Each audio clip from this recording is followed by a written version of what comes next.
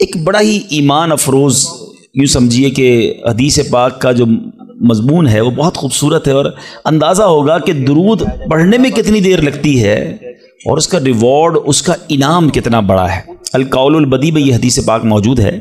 مدینے کے سلطان رحمت عالمیان سرور ذیشان صلی اللہ تعالی علیہ وسلم کا فرمان برکت نشان ہے، اللہ عز و جل کا ایک فرشتہ ہے، اس کا ایک بازو مشرق میں ہے اور دوسرا بازو مغرب میں ہے۔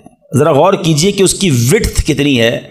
آج بڑے بڑے جو ایئر کرافٹ ہوتے ہیں اس کی ایک بازو سے لے کر دوسرے بازو کی وڈتھ پر ڈسکس ہوتی ہے۔ آج کل کی معلومات کے مطابق سب سے بڑا جو مسافر طیارہ دنیا میں آج کل ہے وہ A380 ہے، اور میں نے اس کی ایک ریسرچ پڑھی تھی کہ اس کی وڈتھ اتنی ہے ایک پر سے دوسرے پر تک کہ جتنی ایک فٹ بال اسٹیڈیم کی وڈتھ ہوتی ہے۔ اتنا بڑا وہ جہاز ہے۔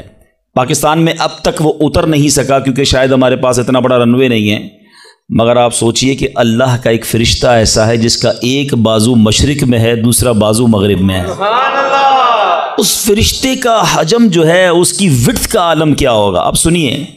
اور آقا علیہ الصلوۃ والسلام فرماتے ہیں جو شخص محبت کے ساتھ مجھ پر درود بھیجتا ہے تو اللہ تبارک و تعالیٰ، گویا اللہ کے حکم سے، میں حدیث کا مضمون عرض کر رہا ہوں، اللہ کے حکم سے وہ فرشتہ جو ہے وہ پانی میں نہر رحمت میں غوطہ لگاتا ہے، اور غوطہ لگا کر پانی سے باہر آ کر اپنے پروں کو جھاڑتا ہے۔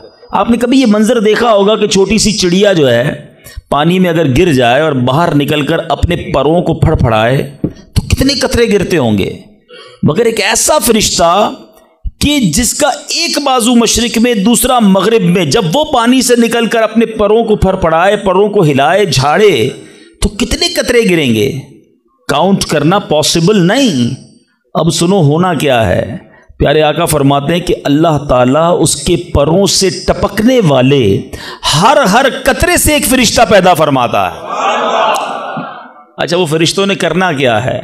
آقا علیہ الصلوۃ والسلام فرماتے ہیں وہ فرشتے قیامت تک اس درود پڑھنے والے کے لیے استغفار کرتے رہتے ہیں۔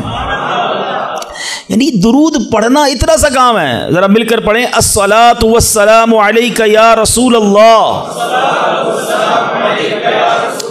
30 سیکنڈز بھی نہیں لگتے ایک درود پڑھنے میں، مگر انعام کتنے بڑے بڑے ہیں۔ دنیا کا دستور ہے جتنا مشکل کام بندہ کرتا ہے اتنی آمدنی زیادہ ہوتی ہے۔ ایک نارمل میٹرک پاس بندہ جاب کرے اس کی سیلری تھوڑی ہوگی، گریجویٹ کرے اس کی سیلری زیادہ ہوگی، پی ایچ ڈی کر لے سیلری اور بڑھ جائے گی۔